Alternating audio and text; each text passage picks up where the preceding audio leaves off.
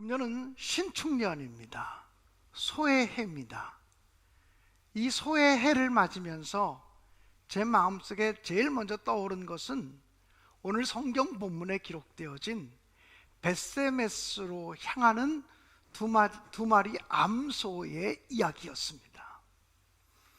가끔 성경은 짐승을 통해서 사람들을 교훈하는 이야기들을 기록하고 있는데, 오늘 본문에 기록되어진 벳세메스로 향하는 두 마리 암소의 이야기는 우리가 어떤 마음으로 주님을 섬겨야 되고 충성해야 되고 헌신해야 되는지에 대한 모범을 보여주는 사례라고 생각이 되어집니다. 사무엘상 6장에 보면 이런 이야기들이 기록이 되어져 있습니다. 엘리 제사장의 아들이었던 홈니와 비느하스가 제사장이 되어서 이스라엘을 치리할 때의 일이었습니다. 블레셋 나라와 전쟁을 했는데 전쟁에서 지게 되었습니다. 그리고 그 전쟁에서 4,000명의 전사자가 생겼습니다. 아니, 왜 우리가 지지? 하나님 백성인 왜 우리가 이방 민족인 블레셋에게 지지? 그들은 자기들이 왜 전쟁에서 졌는지 이유를 찾다가 법궤를 가지고 나가면 이길 수 있을 거야. 출애굽해서 나올 때 요단강을 건너갈 때도 법궤를 앞세우고 나갔더니 이겼잖아. 그리고 여리고 성을 무너뜨릴 때에도 법궤를 앞세우고 행진했더니 여리고 성이 무너졌잖아. 그러니까 법궤만 가지고 나가면 승리할 수 있을 거야. 그렇게 생각했던 이스라엘 백성들은 법궤를 앞장 세우고 나가서 블레셋과 전쟁을 하게 됩니다. 그런데 법궤를 가지고 나가서 싸웠음에도 불구하고 블레셋에게 대패하게 되었고, 홈니와 비느하스도 전쟁터에서 죽게 되었고, 법궤는 빼앗기게 되었고, 그리고 전사자는 3만 명의 전사자를 내게 되었습니다. 이 소식을 들은 홈니와 비느하스의 아버지였던 엘리 제사장은 그만 의자에 앉아 있다가 쓰러져서 목뼈가 부러져 죽었다고 성경은 기록하고 있습니다.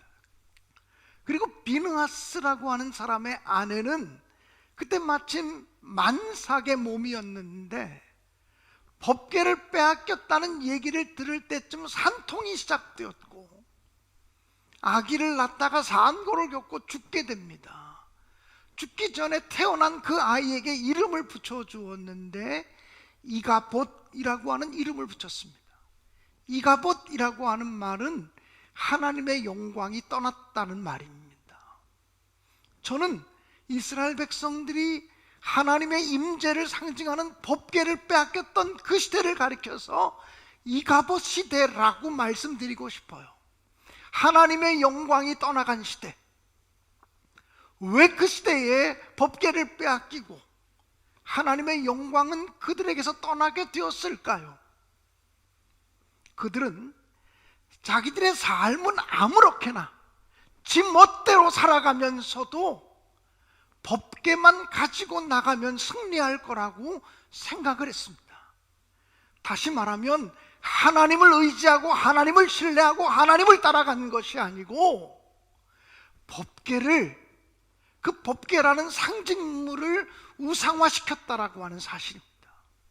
다시 말씀드리면 하나님을 자기들은 아무렇게나 살다가도 하나님의 이름만 부르면 법궤만 앞장 세우면 하나님이 자기에게 복 주실 줄로 아는 하나님을 우상종교, 기복종교의 하나님으로 전락시키고 말았다라고 하는 사실입니다.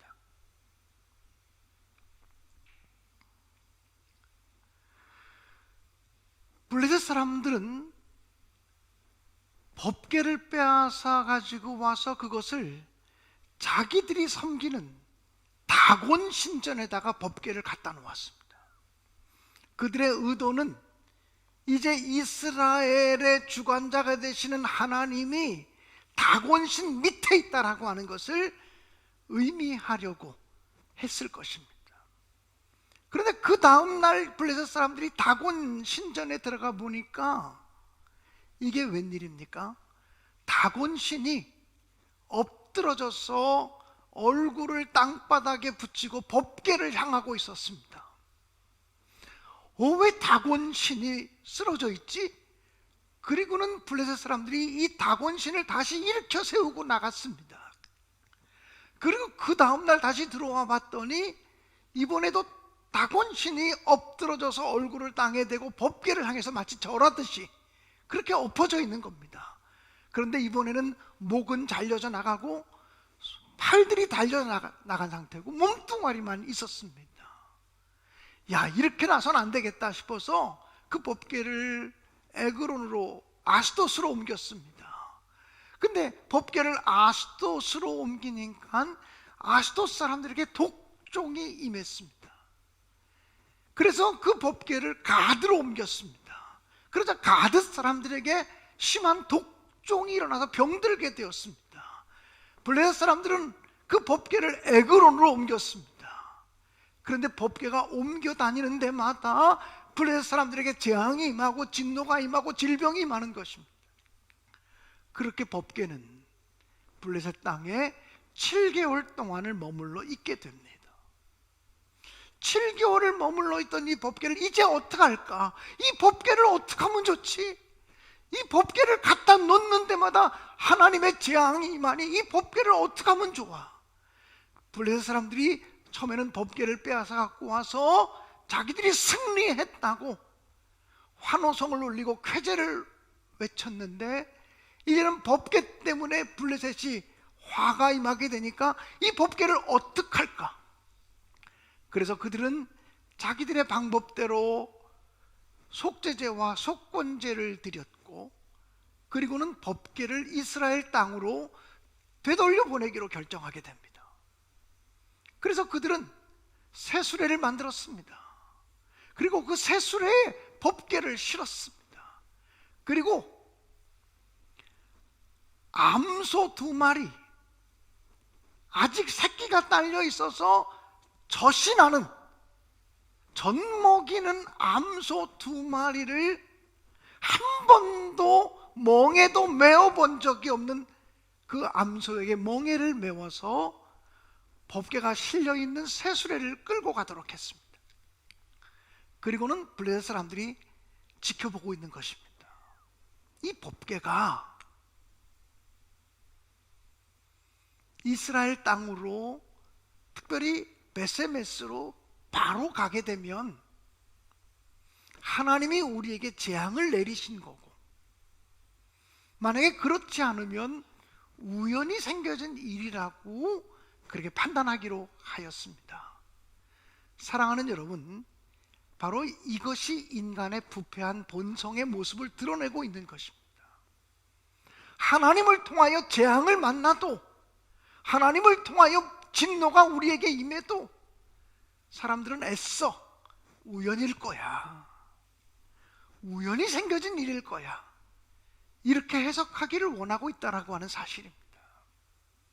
여러분, 애굽 땅에서 하나님께서 모세를 통해서 애굽의 바로 왕에게 10가지 재앙을 내릴 때를 생각해 보십시오.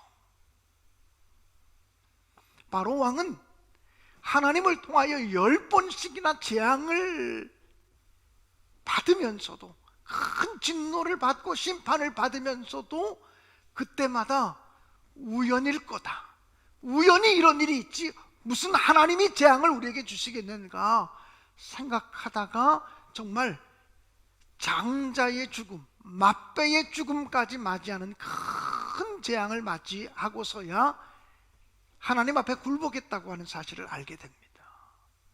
로마서 2장 5절에 보면 너희 고집과 회개하지 않음으로 말미암아 장차 임할 하나님의 진노를 쌓아놓고 있다라고 말했습니다. 사랑하는 여러분, 우리가 살다 보면 잘못할 수 있어요. 살다 보면 실수할 수 있어요. 살다 보면 하나님 뜻대로 살지 못할 수 있어요. 그때 우리가 우연히 이런 일이 있었을 거야, 우연히 사고를 만났고 우연히 재앙이 온 것일 거야. 이렇게 모든 것을 우연으로 돌리지 마시고 하나님 앞에 자기 자신의 모습을 돌이켜보면서 회개하며 주님 앞으로 나아가는 우리 모든 신내 가족들이 되어질 수 있기를 주님의 이름으로 간절히 축원합니다. 두 마리 암소에게 법궤를 실어서 이스라엘 땅으로 보냈습니다.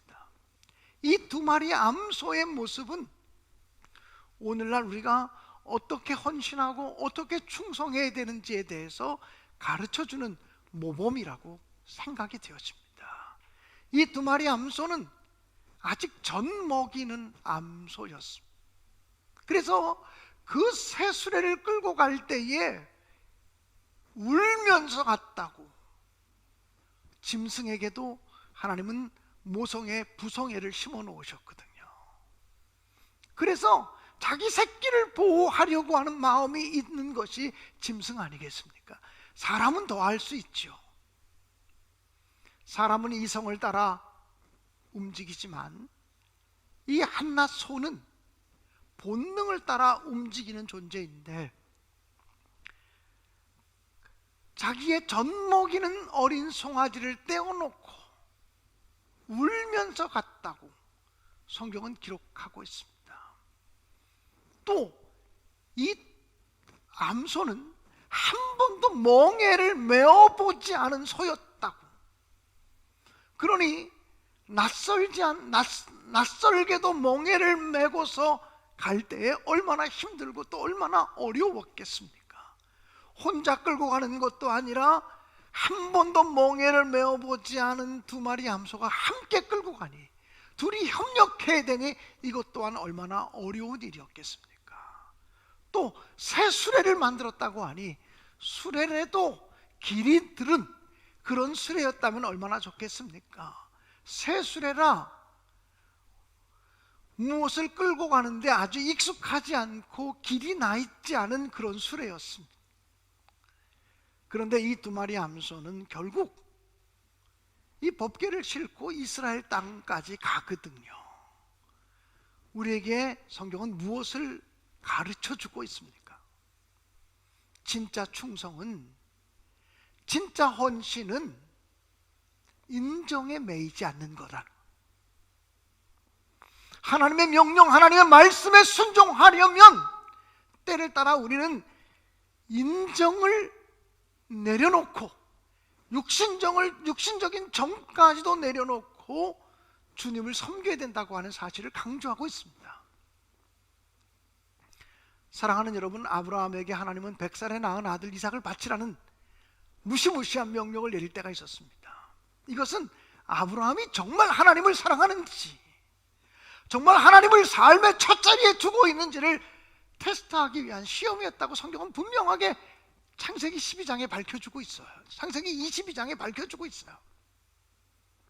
사랑하는 여러분, 아브라함이 하나님의 명령에 순종하기 위해서는 인정이라고 하는 것, 육신적인 정의라고 하는 것도 하나님의 명령 앞에 내려놓아야 되고 하나님의 말씀 앞에 내려놓아야 했었습니다.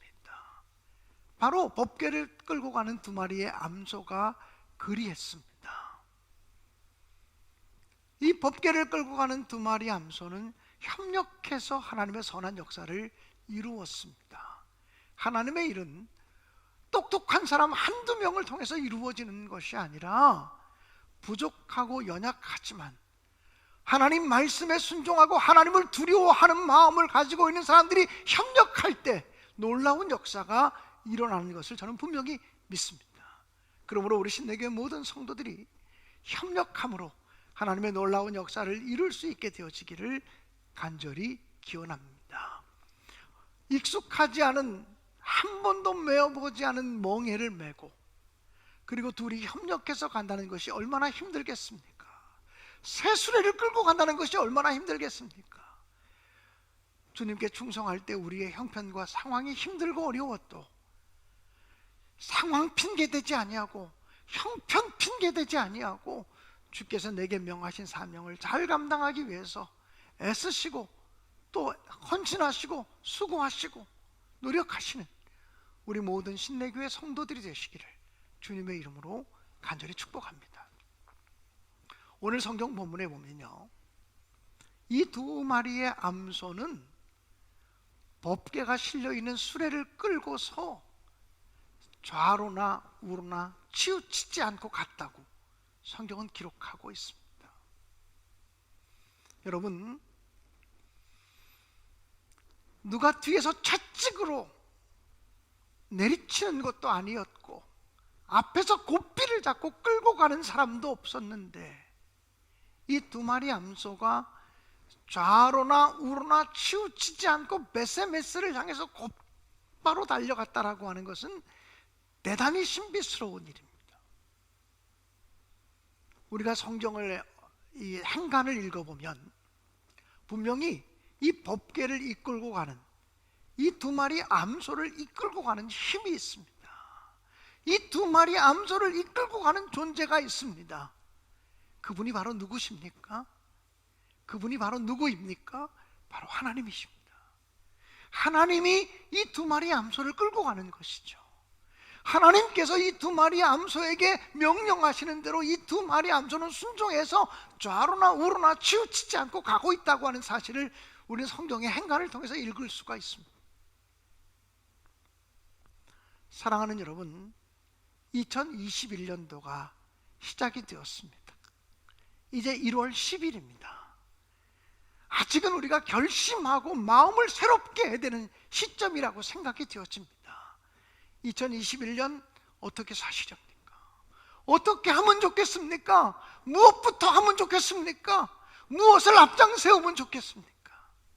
오늘 두 마리 암소가 그리했던 것처럼 하나님의 음성을 앞장 세우고 하나님의 손에 이끌려서 하나님의 지시하심을 따라 살아갈 수 있기를 주님의 이름으로 간절히 축원드립니다.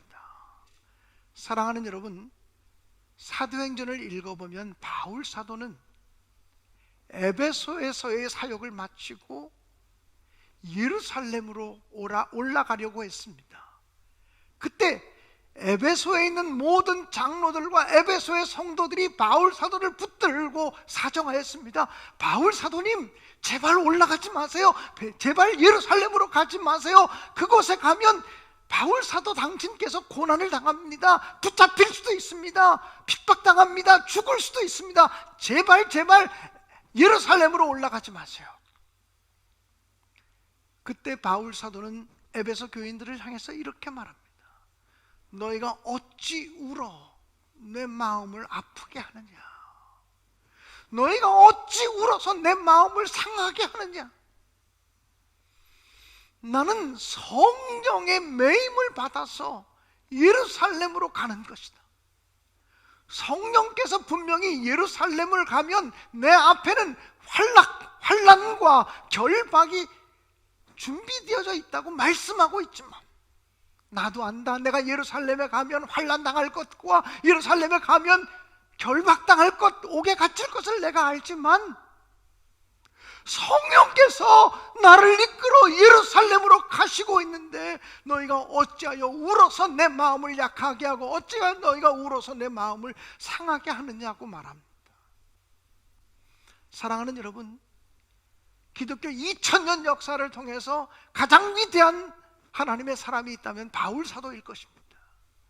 왜 그렇게 바울 사도가 가장 위대한 하나님의 사람이었다고 우리가 이야기합니까?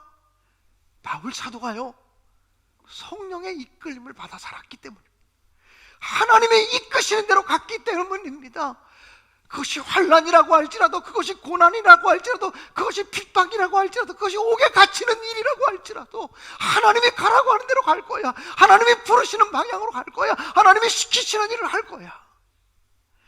이것이 바로 바울 사도의 결단이었고 고백이었고 다짐이었고 그 삶의 모습이었다라고 하는 사실입니다. 사랑하는 성도 여러분, 우리가 신앙생활 하다가 특별히 2021년도에 좌로나 우로나 치우치지 않고 나아갈 수 있게 되어지기를 주님의 이름으로 간절히 축원합니다. 1년이라고 하는 시간이 짧은 것 같지만 결코 짧지 않습니다. 이 1년이라고 하는 시간 동안에 어떤 일을 만나는지 아무도 모릅니다. 어떤 고난, 어떤 환난, 어떤 어려움, 어떻게 우리의 마음을 뒤집어 놓고 어떻게 우리의 마음을 흔들어 놓을 만한 일들이 생길지 아무도 모릅니다. 어떤 사람을 통해서 시험 받을지, 어떤 사람을 통해서 유혹을 받을지 아무도 몰라요. 그러나 새해를 시작하면서 저와 여러분의 마음속에 벳세메스로 향하는 두 마리 암소처럼 하나님의 이끌림을 받아 살아가겠다, 성령의 이끌림 받아가면서 충성하겠다, 이런 다짐이 있는 이 주일날이 되시기를 주님의 이름으로 간절히 축원드립니다. 사랑하는 여러분, 블레셋을 출발했던 두 마리의 암소가 벳세메스에 이르게 되었고, 성경에 보니 여호수아의 밭 앞에 이르게 되었을 때 멈춰 섰습니다. 농사를 짓고 있던 벳세메스 사람들은 법궤가 돌아오는 것을 보고 너무나 기뻐하였습니다. 그리고 환영하였습니다. 하나님의 임재를 상징하는 법궤가 되돌아왔으니 왜 아니 기뻤고 왜 아니 감사했겠습니까? 그런 모습들을 블레셋 사람들이 따라오며 끝까지 지켜보았다고 성경은 기록하고 있습니다. 그리고 블레셋 사람들은 법궤가 좌우로나 우로나 치우치지 아니하고 벳세메스까지 딱 도착해서 멈춰서는 모습을 보면서 돌아갔다는 것입니다. 여러분, 우리는 이쯤 되면 블레셋 사람들도 우리의 재앙이 하나님께로부터 온 것이로구나, 하나님이야말로 가장 크고 위대하신 하나님이고 신이시로구나, 돌이키고 깨닫고 회개했으면 얼마나 좋겠습니까? 그런데요, 성경은 그들이 돌이켰다, 회개했다 이런 표현이 하나도 없습니다.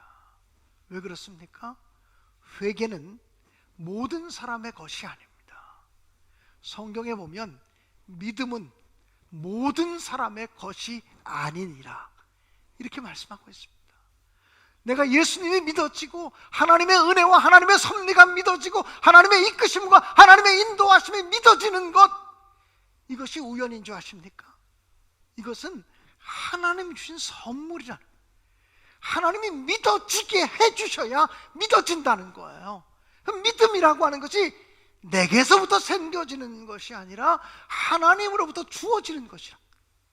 믿음은 모든 사람의 것이 아니라고 말했으니, 오늘 이렇게 비록 영상으로 예배하지만 주님의 은혜를 사모하시고 주님의 인도하심을 사모하시는 여러분 한 분 한 분 여러분의 가정 위에 변함없고 다함이 없으신 하나님의 능력이 함께 하시기를 주님의 이름으로 간절히 축복합니다.